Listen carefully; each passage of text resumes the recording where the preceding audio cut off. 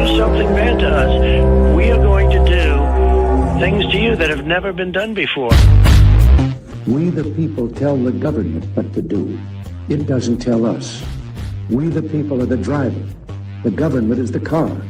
And we decide where it should go and by what route to do. We the people are free. And I hope we have once again reminded people that man is not free unless government is limited.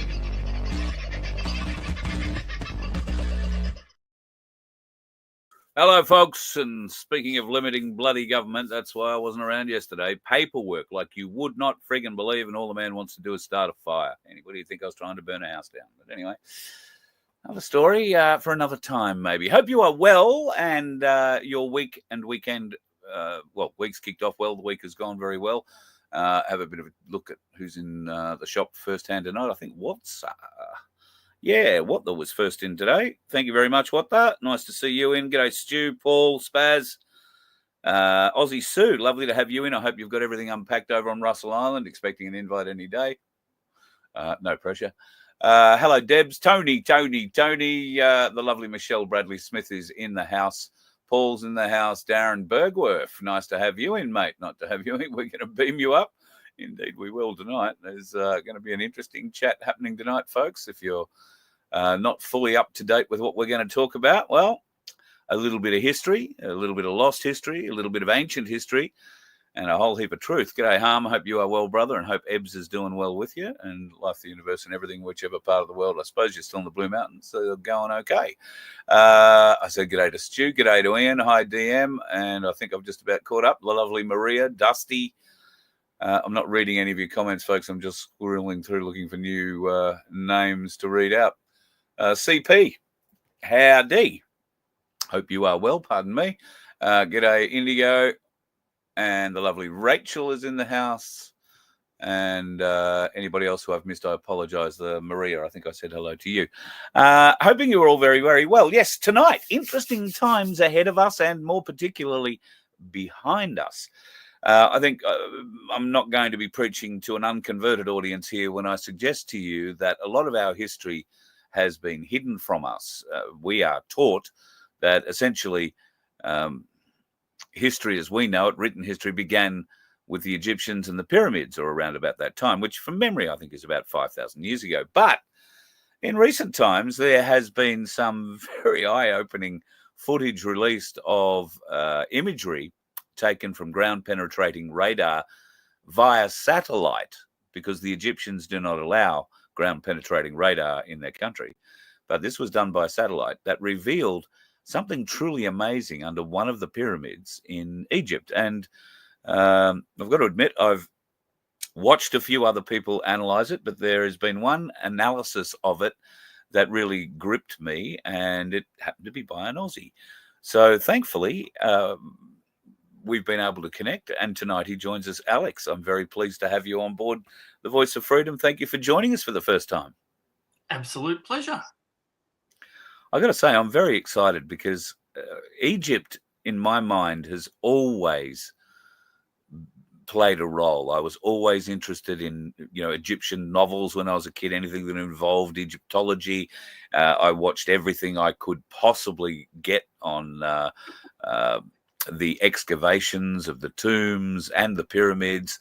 And there was so much, even now as I look back and think about it, and I've been doing that today since I knew we were going to be talking, so much of now, when I think back what I know, conflicts with everything that now I know.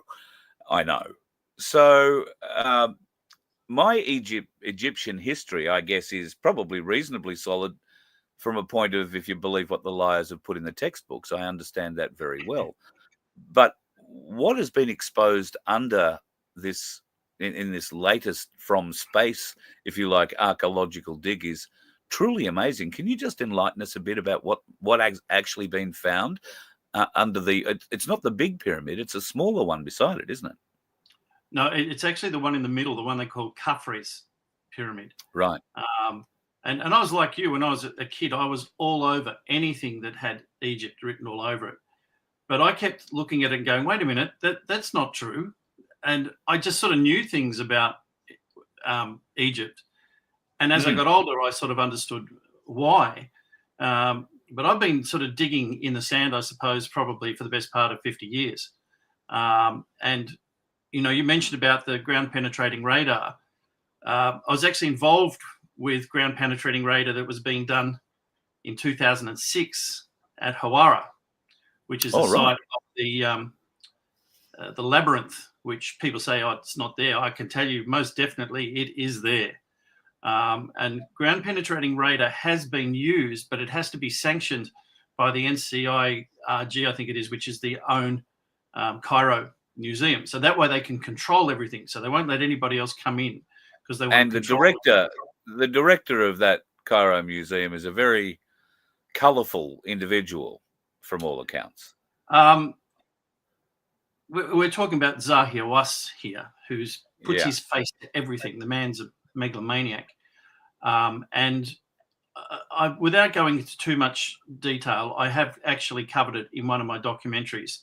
And I come right out and say that he's responsible for the murder of lots of people to cover up what is under the ground so that he can bleed it dry and sell it off on the black market to all the Illuminati people who control all of that. Because Hawass was given his credentials in Philadelphia, which is a big stronghold, and they have saved him several times from being sacked and reinstated him.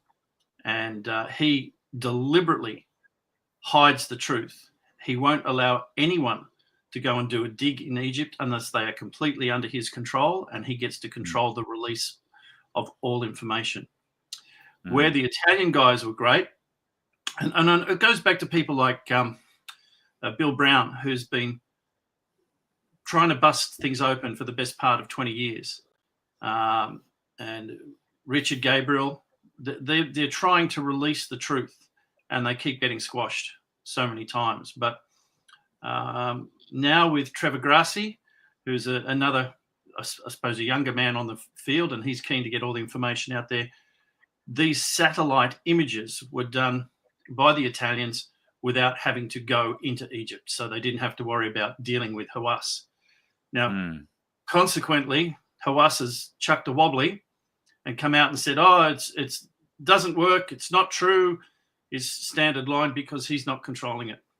Yeah. But the evidence is there. I've been 3 levels under the Giza Plateau, and I can tell you there's a lot more there that people are not being told about. Wow. Bill and Richard have got video of some of the chambers and what's in those chambers. Richard actually knows that one particular chamber has been stripped bare and destroyed rather than release it, and because he's got before and after footage.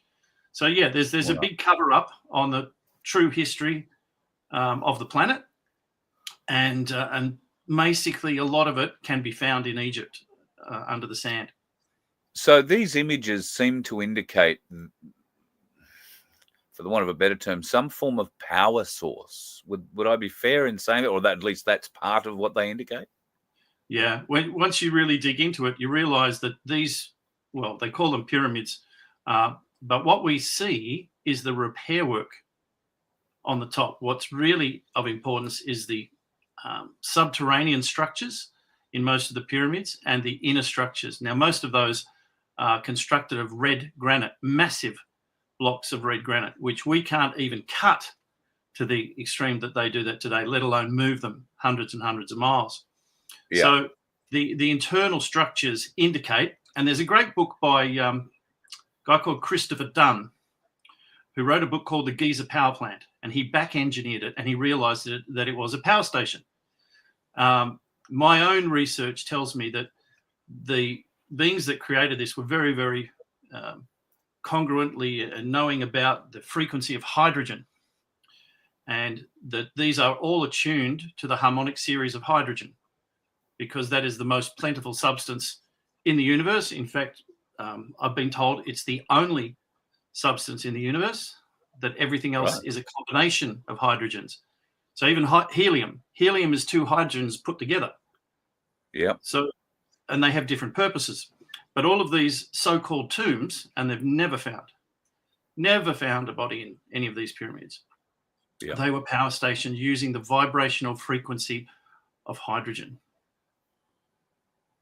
So when you say these people came in and destroyed a number of these rooms, what were they destroying then? Because if you're creating hydrogen, all you really need is water, an electrode of some kind, and a bit of heat. Yeah, well, the damage was being done by Hawas's people. So Hawass was going in knowing that these rooms had objects in them, stealing the objects so that they could be sold to private people on the black market, and he gets lots of money. And then he destroys the evidence. So if they come out and they say, oh, look, we've just discovered a new tomb. Unfortunately, it's been robbed in the past. The reality, it was robbed 2 weeks ago, not 5,000 years ago. Have you been into rooms that have not been robbed, like the grave robber stories and the movies that have been made about it? Are there areas inside any of those pyramids that are untouched? Yeah, there are chambers inside those pyramids that they've not talked about. I actually wrote about them many years ago through my channeled information, remote information, and I would go into places and I would pick up the energies, or I'd stand on a piece of ground and go, what the hell's under here? And some of this stuff is right out in the open. And now it's being released and exposed to the world so that people can make their own decisions. I think everyone has a right to know the truth. What you do with that truth, that's up to you, but everyone has a right to at least know it. I've had a theory, and I am a very, very amateur Egyptologist. Can I just point that out to everybody? But what that raises an interesting question here, that sure, the gold tops and the marble sides on the pyramid, on the original pyramids, had something to do with it. I surmise that a lot of the gold that we've seen in our Egyptian relics, our sarcophagi and the necklaces, the very clothes they wore, all that sort of stuff dripped in gold. I have a theory that the gold tops out of the pyramids were repurposed and used for the kings and queens of the Egyptian history we've been told. Could that be a possibility? Oh, gee, that's a big question. The first thing is to realize that the civilization that supposedly was all fascinated by the gold, which is going back to the early dynasties, we just come out of supposedly being cavemen. Yeah. And gold was very hard to find. You had to dig it out of the ground, and it was very hard to find. And Egypt isn't known for gold, is it? Oh, no, it is. They've got lots of gold mines in Egypt. Oh, okay. But it's not easy to get to. You've got to dig it out of the ground. You have to ask yourself the question, why all of this expense for gold when it's of no practical use to an agricultural society that's just come out of caveman? You can't turn it into tools. It's too soft. It's very hard to do anything with it. And when they analyze these, like, for instance, Tutankhamun's mask, etc., they found that they had a form of electroplating the gold that they can't understand now. They can't reproduce it. So that there was a certain technology. But the question is, what was the preoccupation with gold? Well, it goes back to the origins of the gods of the human race. And we have some great research done by Zecharia Sitchin, who talks about the second sun in our solar system. And some of your viewers may be aware of that. Others may not. The dark sun? Every single solar system in the universe has at least 2 suns in it, without exception. And ours is no different. It has a second sun. It's a brown dwarf. And there's a race of beings that inhabit one of the planets that surround that. And they come to Earth because Earth is rich in gold. And the great thing about gold is, if you do a certain electrochemical process to it, it turns into a fine powder called monoatomic gold. And monoatomic gold has incredible properties to it, which then you start to realize, well, why are the humans storing all of this gold? Because they're storing it for when their creators come back so that they can say, here, look what we've been doing. We've been collecting all the gold for you. You just leave us in charge and we'll keep doing it. Yep.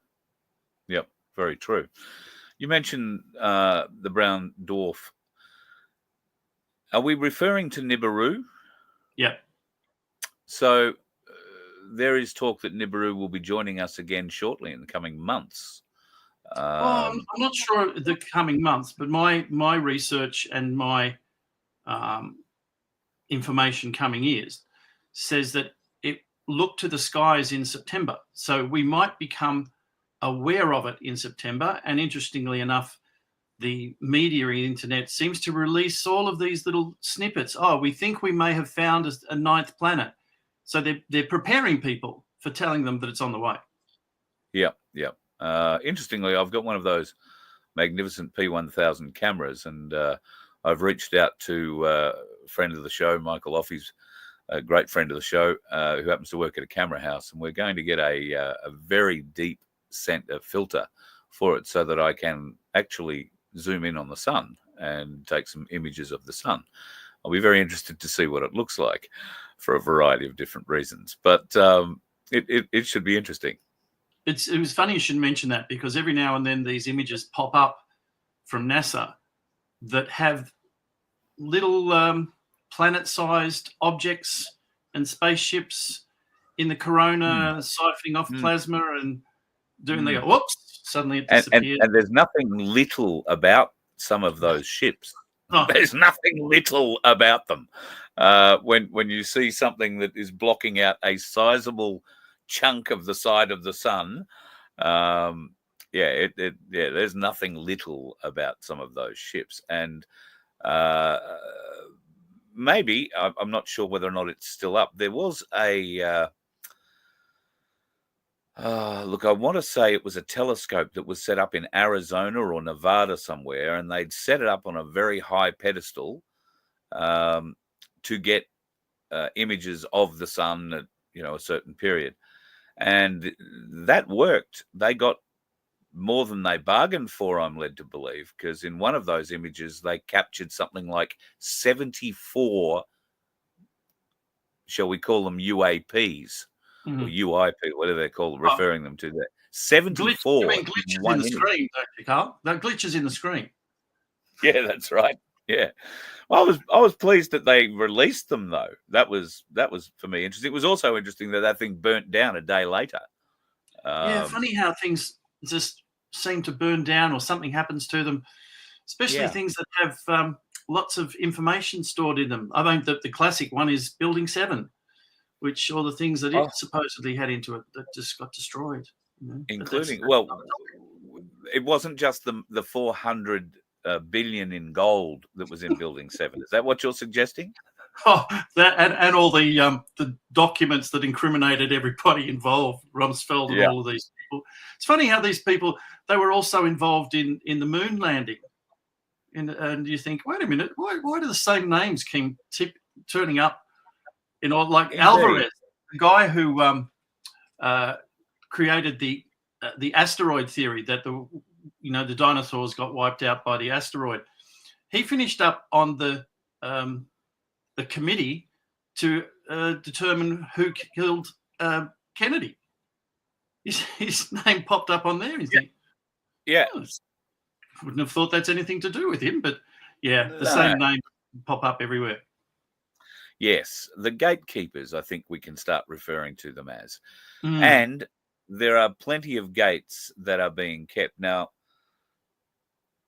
before we get off Egypt completely, which seems like we already have, but before I want to leave that topic and get onto something else, I want to ask your thoughts on where you think this new information, these new images, and I gather that there are going to be significant demands from the archaeological societies of the world to want to get in and see what's going on here. What opportunity is there for that in the future, do you think? About 10,000 times less than zero. There is no way known Hawass is going to let anybody in to investigate that. The structures you're talking about, which are these tubes, it's not so much the tubes that are important. I say to people, underneath those tubes, they sit on two massive chambers made of red granite. Now, red granite is not native to the Giza Plateau. It's 600 miles to the south in Aswan. So how did these massive chambers finish up 100 meters, or in this case, 600 meters underground? Yeah. Under 600 meters of limestone. Now, that limestone, according to the experts, is 50 million years old, because they say it was deposited over 50 million years while it was under a shallow ocean, and then at some point it got lifted up through tectonic activity. So there's lots of subjects that keep popping up. But the limestone could have been deposited at an incredibly rapid rate due to a pole shift. Yeah. So that thick layer of limestone could be a lot younger than 50 million years. But how did the red granite get there in the first place? That's now all of this is to do with the structure that's built, and all of the pyramids in Egypt correlate to a star map. It's a map of the Milky Way, equatorial, all the way down the Nile. They're all positioned. They all relate to that. So you could actually find pyramids that don't exist, or that are still buried, by looking at a star map at the constellations and go and examine a site. And if you dig down, you're going to find something. Because Egypt has been buried by numerous tsunamis, not small ones, massive ones that have dumped 10, 15, up to 40 meters of sediment. Now, I'll give you a good example here. Most sand is built at the bottom of the ocean, is created at the bottom of the ocean. Sure. And we have the whole of Egypt is covered in sand. Well, where did it come from? Well, if you go next door, you've got the Mediterranean Sea, and the Mediterranean Sea has no sand at the bottom, only rocks. So in one of the pole shifts, all of that sand got dumped from the bottom of the Mediterranean Sea onto the civilizations of Egypt. So you can go anywhere in Egypt, and if you dig down 50, 60 meters, you're going to find ancient civilizations. I don't doubt that for one moment. You know, the history of the world. Which sort of leads me, it sort of leads me into what I was going to bring up next, and that is that Vladimir Putin, apparently, I haven't had time to check this, but apparently Putin has released the Tartarian history that Russia knows and has hidden since the 18th century. And he's released the entire Tartarian history, the reason why the Tartarians came to an end, and how Tartarian history was erased from global history in the 1800s. Now, I guess we're going to have some interlinking here, because the Tartarians were highly technical, highly advanced, and we do have evidence of that, as you've said, buried very deeply under the earth, and some of it is now coming to light in deserts. You know, I think there's something that's coming to light in the Sahara Desert, something that's been buried for millennia. Yeah, look, I could take you to half a dozen places in Egypt, and I can point and say, look at that. Explain that. And you'd go, what? Why aren't we being told about that? I said, good question. Why aren't we? Because if you get told about that, it's going to trigger you into asking more questions. Well, but where did that come from? And well, if that's the case, then where did this come from? And then you start going down, uncovering that we're being lied to on so many basis. But part of my research tells me that we all know that the Ukraine issue is not just about that. It's about the cabal and all the stuff they're doing. But one of the aspects that there's a place in Crimea called the Forest of Sand. And it's a circular, it's a huge circular place where nothing grows. Right. And one of the reasons that nothing grows there is because there's a buried UFO under the ground there. And part of the reason that Putin went into Crimea was because he didn't want the Illuminati to get their hands on it, because the Russians had apparently already dug out and recovered one from the northern part of Russia somewhere. There's Yes, also I heard there's that. a UFO under the Giza Plateau. They didn't have time to get off before the pole shift hit, and it's been buried under there. Wow, okay. I've also heard there's one buried off the coast of Australia, somewhere in the Pacific, somewhere between Sydney and Brisbane, off the continental shelf. So it's in deep water somewhere. Look, it wouldn't surprise me. I mean, my research takes me in so many different directions, but it's mainly focused on stuff connected to Egypt because that's where it's the easiest place to find the evidence. It literally is on the surface. You find pieces of red granite on the Giza Plateau, and you think, how did that get here? And then you look around and you find that the sand is a different color, and that Hawass has done an excavation during COVID that nobody knew about because he wanted to get to what he knew was under that part. And I talked about under that spot like 15 years ago. So when I walked down on the Giza Plateau and I saw the different colored sand, I knew what had happened straight away. He dug down there during COVID. Yeah, where nobody could see what was going on. Yep. And we've got evidence from 2010. The Egyptian revolution was also a cover-up because he wanted to get things out from under the ground, under the Giza Plateau where the Sphinx is. So how do you get rid of all of the prying eyes? You get a revolution. Them in the Arab Spring Revolution, yeah. So there's heaps of examples of that. And I could talk for hours on so many different topics that are all connected. They're all interwoven. So to the people who are listening, it's like, hey, do your research. I'm producing a documentary series. I'm up to about number 12 or something like that. But it's going to take me 50 before I can get all the information out. And a lot of that information. We've been brainwashed so deeply and for so long, and it's not just what we learned in school; it's what our parents and our grandparents learned. You know, we some of us can trace back 4 generations, and are lucky enough to have had conversations with those people who will tell you the same story. You know, the day the man landed on the moon, and you know, all the great stories.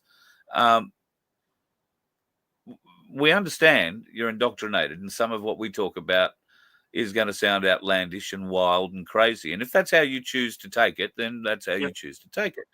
But I don't generally interview people who haven't done their own research, and I try and do my own too.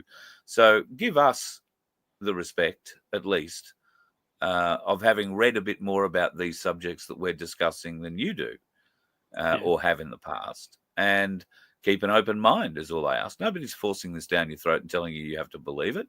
You can go off living under your mushroom for the rest of your life, and nobody here cares. No, I'm very much with you on that.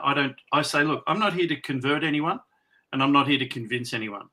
I'm just telling you what I'm aware of after 50 years of research. Now, if you've done 50 years of research like me, and you've got different evidence, then please throw it on the table.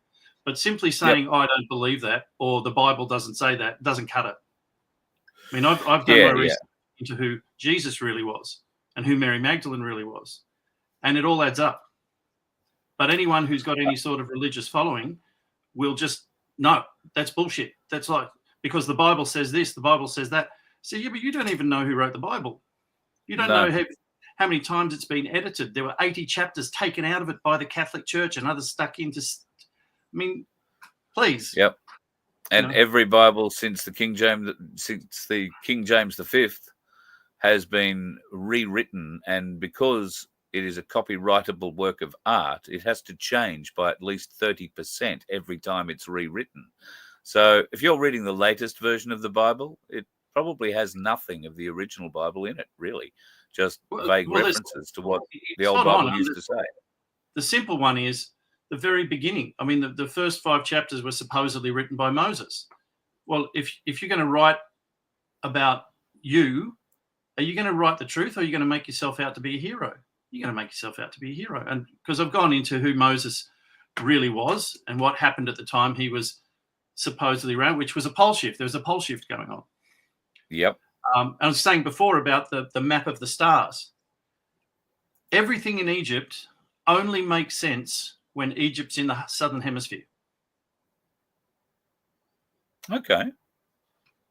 It doesn't. It's all flipped upside down. If you look at all of processional's ages run backwards, but if you put Egypt in the southern hemisphere, they all run in the right direction. How interesting is that? Oh, it's once you get into it, once you find the truths, they all fit together perfectly. You go, oh, that makes sense. That makes sense. Bang, bang, bang. Oh my God. Of course, the ancient Egyptians, they talk about the fact that man was made in the image of the gods, plural. Yeah. And then it just got changed by Moses. He tweaked it and changed it around to make it monotheistic. But the whole issue about what they tell you is 4 times the sun has risen where it once set. So they talk about 4 pole shifts where the sun went from rising in the east to rising in the west. Now, clearly, the planet didn't start spinning in the other direction because the physics of that is impossible. But what does make sense is that the planet turned upside down, but not the whole planet, just the crust. Yeah, just the crust. That's what slips. Yep. And that's what they're predicting again for us in the near future. What's your research saying about pole shifts? Because I've been reading a lot about it recently. Yeah. They happen on a regular basis. They will vary between, say, 5 degrees or 10 degrees or 15 degrees. And the reason for the variation is dependent on how close Nibiru is to Earth when the transition happens, because that depends on how much the crust has been displaced. There's a great book written by, it's a great book. What's his name? He was a professor at Berkeley, Richard Muller, and he came up with a book called Nemesis, the Death Star. And I read his book and I went, you've nailed it, mate. Yep, that's Nibiru coming through. But he said every 23 million years there was an extinction level event, so that the orbit must have been 23 million years. I said, yeah, but you didn't count into fact where the Earth was when it came through. Because once you start factoring, well, where is it in the tail of the comet? Where is it in the tail? How often? When you do the maths, it comes down to just under 4,000 years, which is exactly what Sitchin was talking about with Nibiru. So I wrote him a polite letter. This is back in the mid-'80s. The book just came out, and I wrote him a polite letter saying that he didn't factor in X, Y, and Z, and he wasn't very happy. He wrote a very nasty letter back to me. He said, basically, I'm a professor, you're a nobody, what would you know? I said, okay, fair enough. Yes, I've had a couple of professors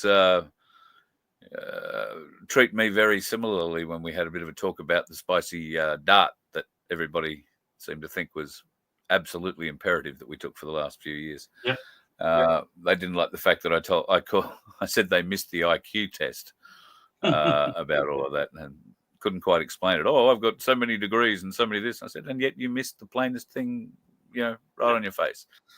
So the smartest people amongst us are very smart in their certain area, but they very generally do not have. It's amazing because the smartest people were the ones who didn't take it.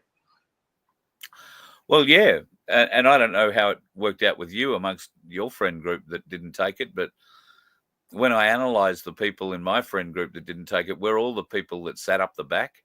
We're all the people that got sort of steady B's or C's, and we're the ones that questioned everything at school.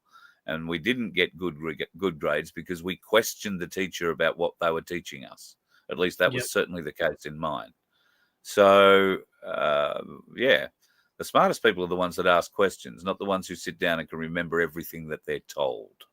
Well, I had lots of problems when I was at university because I questioned them when they'd say, oh, this was, all of this structure was done by this writer. And I said, well, no, wait a minute. Maybe he just wrote it because that's what he felt was right. Why are you analysing it after the effect? But that's what they do. Science notoriously tries to explain after the event. And the one thing I do love about science is it's always proving itself wrong. Yes, it is. But they're good. They're good. They're happy to prove themselves wrong, generally, except when it comes to climate change, obviously, because I think most of them have been paid by those with a vast amount of money and a second agenda. I have to step in there because climate change is real. It's just not natural. It's being caused by intervention because they're deliberately trying to change the environment. So yes, it's happening, but it's not nature that's doing it. I'm just wondering. Yes, I think this is fairly fitting. Blocking out the sun while simultaneously building solar panels from the farm has to be the most obvious sign that we're being fucked on a grand scale. and it makes perfect sense. Oh yeah, they want to put sulfur up to block the sun. Now, I'm no, great memory, but I do remember that when sulfur goes up into the air, you get acid rain. Mm-hmm. Yep. And yet they did try this in Europe some years ago. I know. Statues started melting. Stone statues stood for centuries, so we're told. Started melting. What does that tell us, Carl? It tells us that these handful of people have been cultivating stupidity through our population, through the way that they educate, the way they indoctrinate, through food, all of these things and injections. They're dumbing down the population so that they just comply. Yep. Thankfully, there are those of us who go, I ain't compliant. I'm going to make my own decisions. Thank you very much. And thankfully, it's because of people that we're still alive and kicking. Otherwise, we'd be in 1984. Are we reliant to save us from a 1984 type existence? Are we reliant on some benevolent form of alien intelligence? These gold-loving aliens inhabiting one of the planets of Nibiru, perhaps. Now you're going into a different area, which involves what the whole agenda is for this planet and dimensionally what's going on. Because what's happening on this planet involves dimensions right up to 9th dimension consciousness. And it's a universal program that's going on that is related back to the Lyran Wars. Some people may have known about the Lyran Wars, which happened in the constellation of Lyra, involving other consciousnesses and races. So there's a big picture to all of this. There is an agenda for this planet. And the human race is expendable, totally expendable. It's the pawns on a chessboard. So the higher race doesn't see any problem with the human race getting exterminated, provided the agenda is reached, because they've got enough DNA now that if they wanted to reinstigate the human race, they could. Well, that's one of the initial stories of how we got started in the first place, isn't it? Away from the Bible, away from Adam and Eve, that we were genetically created. And there's heaps of evidence for that. I mean, I say to people who don't believe me, I say, have you ever seen a platypus? Yeah. I mean, explain a platypus. There's no fossil evidence of a platypus. So how does it come into being? Oh, well, God just created it. Well, then God must have been having a bloody big joke that day. Yeah. If you examine the actual evidence, the only conclusion you can come to is that all the gaps are due to genetic engineering. If you look at a kangaroo, the biomechanics of the skeleton of a kangaroo, compare it to a velociraptor. The biomechanics are almost identical. Yeah, except it's just you've introduced some mammalian DNA. It's all DNA mixing, and the more you get into it, the reptilians were masters at genetic manipulation and genetic engineering. And these races, whether you believe it or don't believe it or not, don't be so blind to think that they can't be possible. That's right. Yeah. To exclude things just purely because, that's just, well, yeah. We have so much evidence over the last 5 years. So many conspiracy theories have become conspiracy facts. Yeah. Surely those of us that might believe something a little different to you are due a little bit of leeway. We can. I think we've got a pretty good track record of saying that we're not conspiracy theorists. We're just ahead of our time exposing the truth. I would agree. Absolutely. On the cutting edge. Speaking of truth, have you been keeping up with what's been happening at CERN recently? Oh, not how recently we're talking about. I know that the whole reason that CERN was created because they wanted to create a black hole. Yes. And they were trying to create dimensional portals. And they screwed around too much a while ago, and they actually opened it up and some entities came through, which is exactly what they did with the Philadelphia experiment back in the 1940s with the battleships. These guys don't learn. You know, I find it astonishing that when they set the first nuclear explosion off, they knew that there was a risk that they could potentially destroy the whole planet, that they couldn't control the reaction. It was incinerating the atmosphere was their concern, wasn't it? But they did it anyway. Yeah. We might blow the Earth up today, but let's just see what happens. Yeah. And little boy was detonated, I think.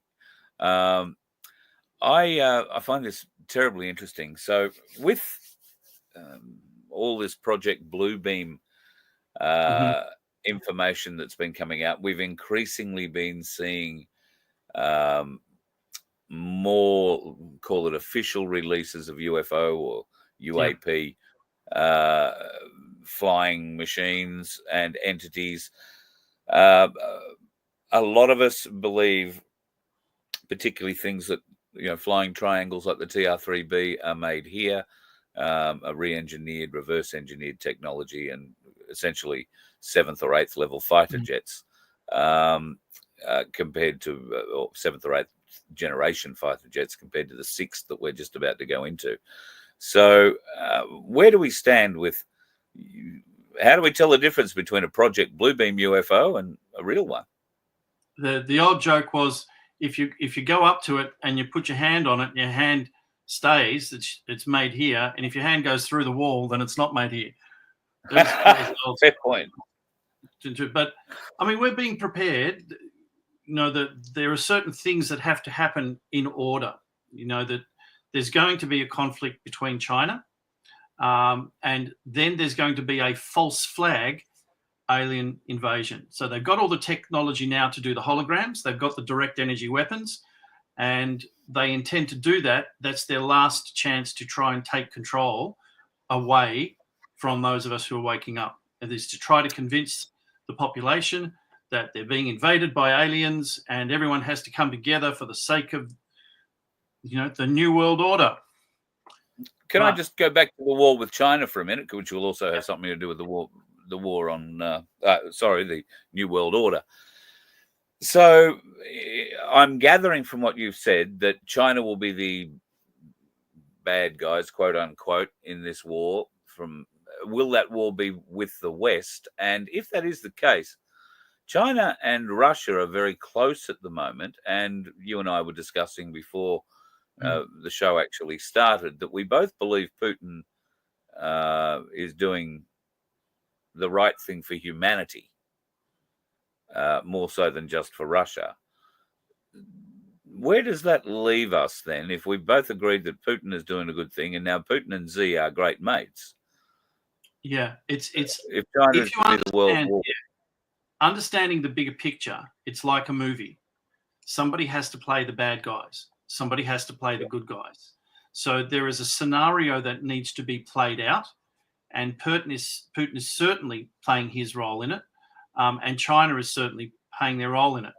But if you've got the West as a whole, which is NATO and UN and all these cabal-controlled organizations, if they're saying something's bad, it's probably the opposite because everything's flipped around. Now, in my book, I talk about the fact that the higher galactic entities all operate at communistic level, but not the communism the way it exists on the planet, but in its purest state.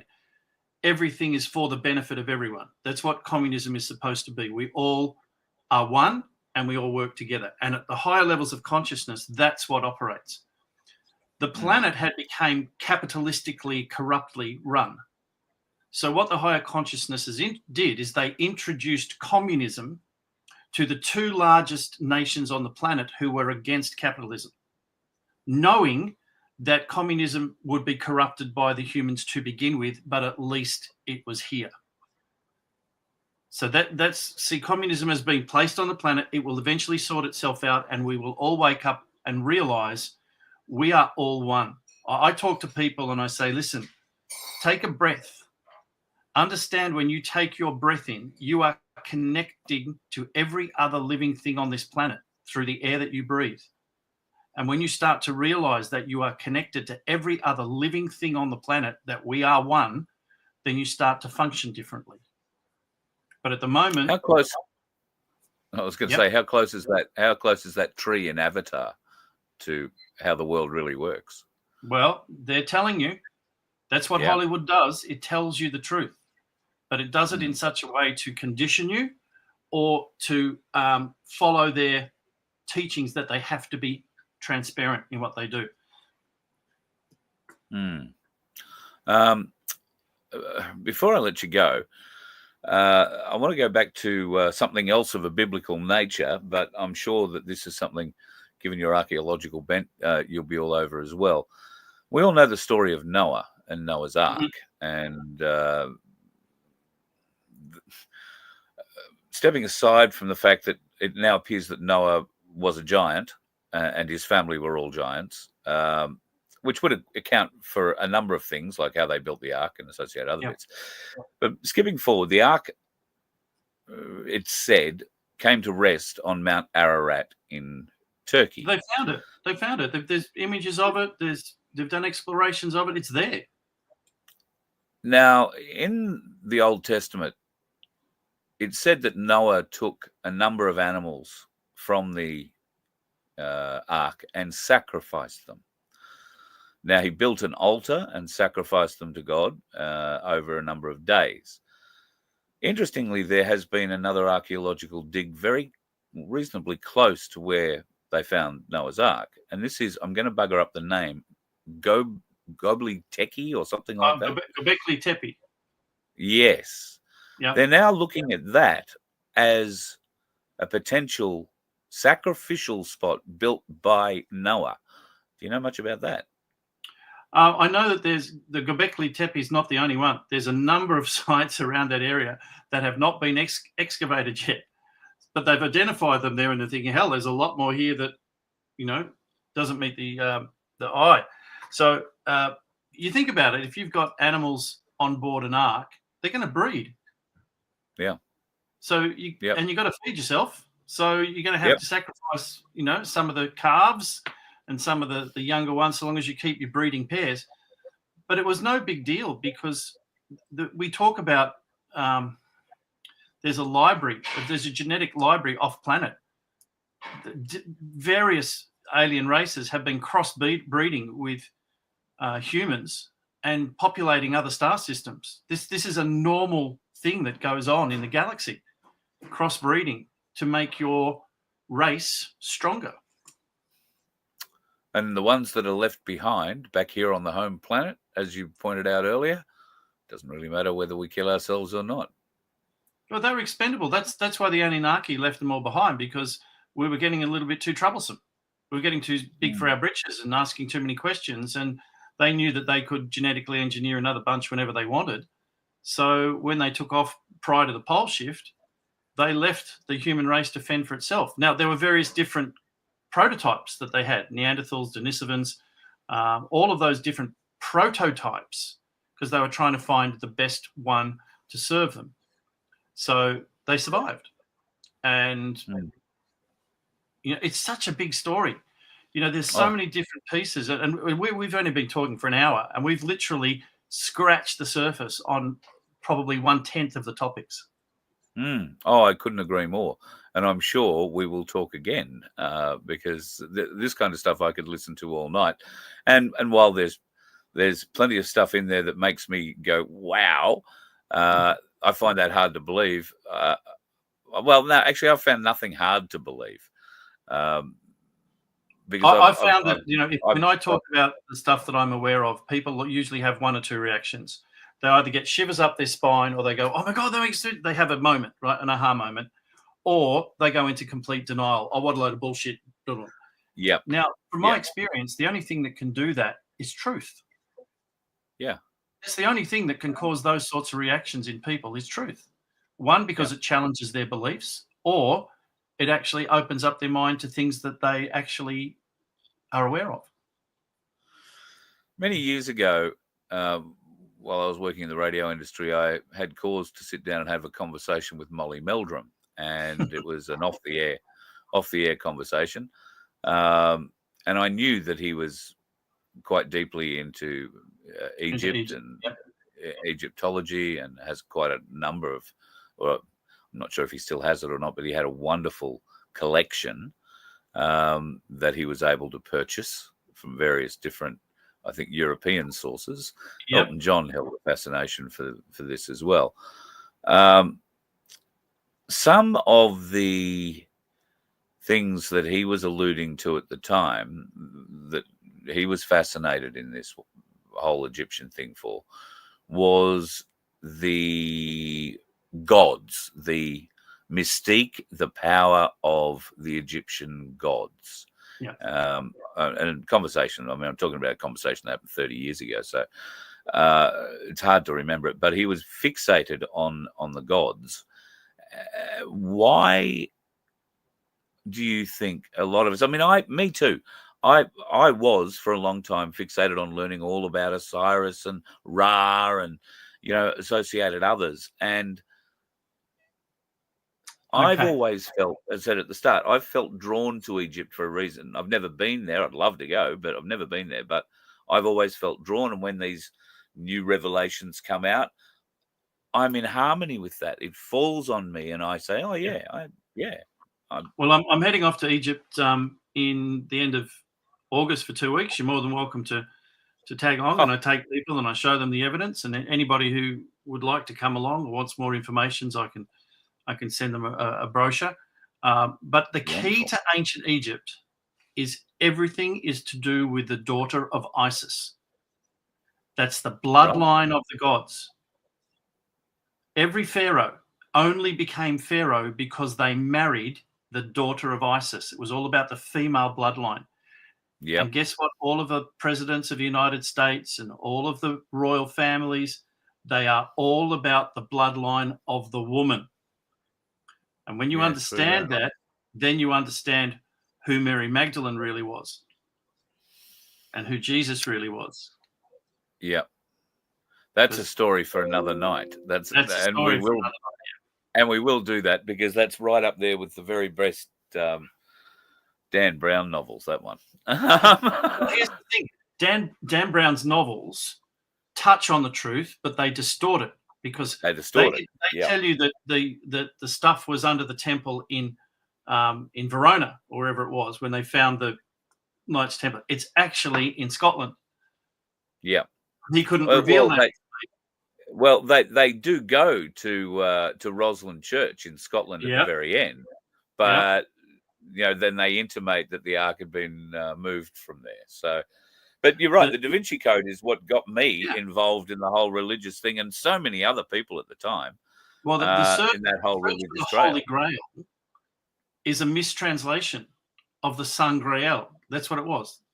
The search for the Holy Grail. It's not about the Sun Grail, Holy Grail. It's about the Sung Real, the royal blood. It was the search for the royal bloodline of the gods. That's what the search for the Holy Grail was. Mate, very interesting. And Percival found it. He found her in Egypt.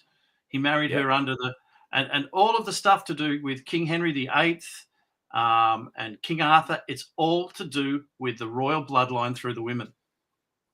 It's all about power. So Guinevere is the continuation of the bloodline. No. With Arthur. No. It was actually his half sister to Igraine. Igraine was the mother of Morgana. Yes, I was going to say that puts us right on the other side, doesn't it? Yep. And then because once you start to know the pieces, you see the thing differently. All of the talk about Excalibur, right? Here's this 15-year-old kid who draws a sword from the stone, and that makes him the king. It's a metaphor. It's about Arthur becoming old enough to procreate. It's about him whipping himself out and he can father children. It's a phallic symbol. That's what it represents. We're going to have a whole, I can see 2 shows at least coming in the future. We're going to talk about Camelot because I love the whole King Arthur story, the story of Excalibur, and particularly the story of Merlin. Merlin, who was a Celtic druid. Yes. Where did he get that information? He got it from Ireland, which was to do with Mary Magdalene making her journey to Ireland. And also to Scota. And why to Ireland? Because Ireland was the only land that was not under the Roman Empire. Right. Well. So, once, it's like a jigsaw puzzle. Yeah. Once you get the big picture, it's a lot easier to put the pieces into place, and they fit perfectly. I'm looking forward to the next time we sit down. It's going to be a very interesting chat indeed. And you are coming up to Queensland in the not too distant future, so maybe we can do that. We'll talk before then, but maybe we can do one of those chats at least in person over a meal maybe next time. Oh, I'd really enjoy that. Yeah, me too. Thank you, Alex, for coming on. A wealth of information. Do you have any advice for people who are going to be terribly worried now that Nibiru's coming, the Earth crust is going to do either a 5 to 25 degree shift? India is going to be the North Pole. Perth is going to be frozen, and Tasmania is going to be warm, and Perth will be frozen. I've been shown the direction of the shift. That the pivot point is the most stable land masses. That's why Egypt has survived so many times, because it's the most stable. And what does is the crust pivots on the core. So if you're at the pivot point, you're going to be fine. If you're at the 90-degree angle, what's going to happen is it's going to go to the north. All of the water that's to the north of Australia will come rushing towards you from the north. Yeah. Okay. If you're up in the mountains will divert it. If you're down by the coast, keep yourself flexible, because you're going to have to kiss your ass goodbye. Get your floaties. Yeah. So listen to your intuition. Don't fear it. That's, these things are natural parts of it. When you get into your higher consciousness, you understand that this is meant to be happening. So if you get the impulse that says it's time to move up into the mountains, listen to it. Go with your intuition. Don't go into fear. Absolutely. Go with your intuition. Yeah. A lot of what we've spoken about over the years here on the show is learning to listen to yourself, listen to that voice, listen to that intuition. For the longest time, I never did, and I know many others don't. I've only, I suppose, really started to do it in earnest in the last few years, and it has paid miraculous dividends.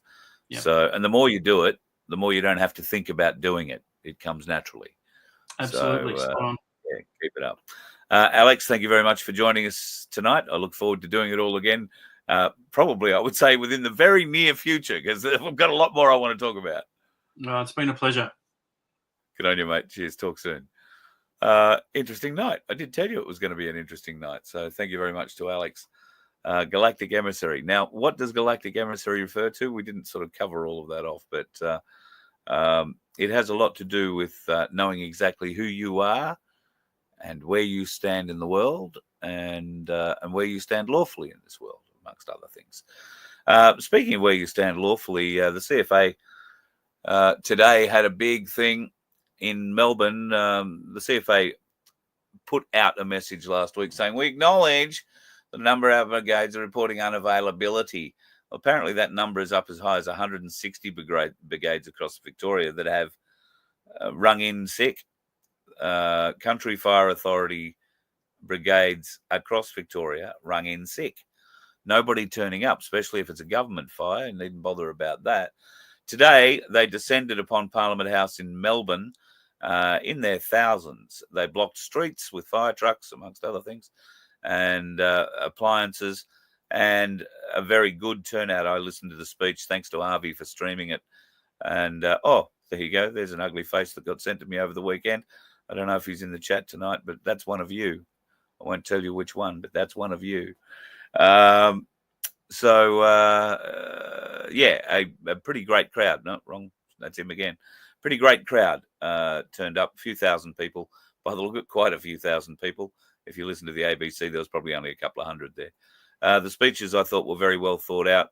And there were a couple of politicians who came out to try and get a cheap vote, but tis what it is, tis what it is, tis what it is. I did mention to you last week too that we were going to be launching, when I say we, an Australian company, was going to be launching its first rocket. And we were all very excited. I think it was last Thursday was the launch date for it. It was due to take off between 7:30 in the morning and 5:30 in the afternoon. But they had a bit of a mishap, which is a tad unfortunate. Somebody apparently popped a cone. And when I say that, the cone on the top of the thing popped. So that happened while or just before they were attempting to fuel the rocket. If they had fueled the rocket and it popped, it would have been a very nasty thing. They would have had to defuel the rocket, and that's a very costly and dangerous process. So it popped a cone, and therefore no launch possible. That I figure that gives them every opportunity to reach out and contact me if they find it too hard to live stream the event. I'd love to go up to Bowen and live stream it for them.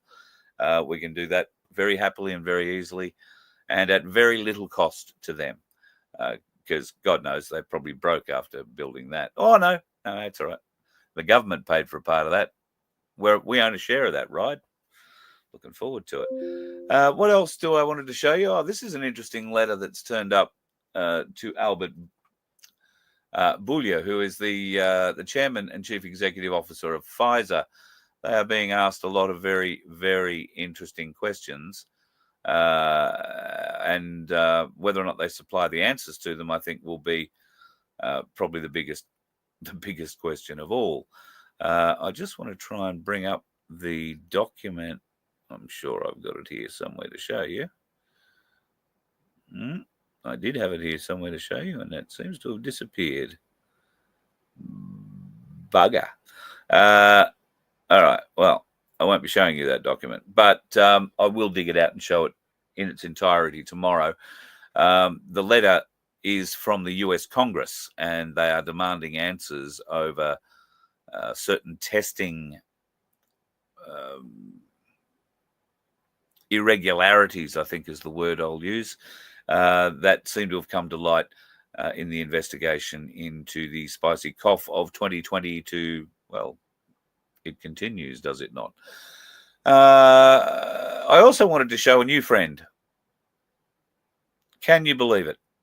A bloody kookaburra.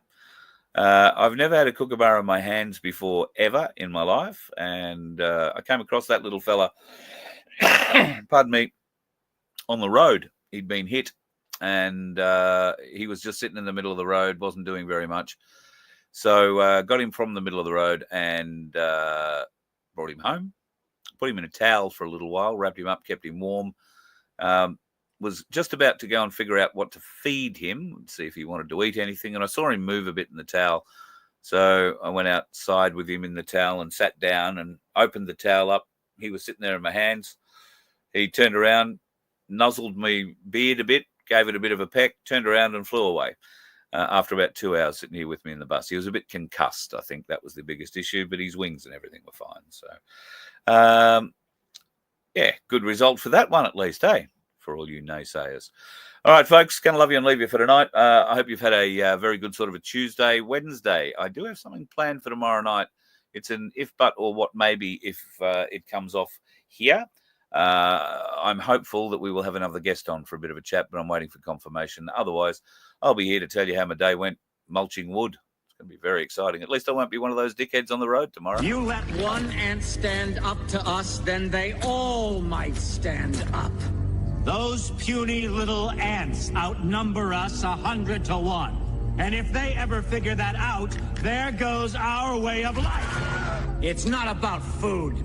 It's about keeping those ants in line. That's why we're going back. Does anybody else want to stay? Let's rock!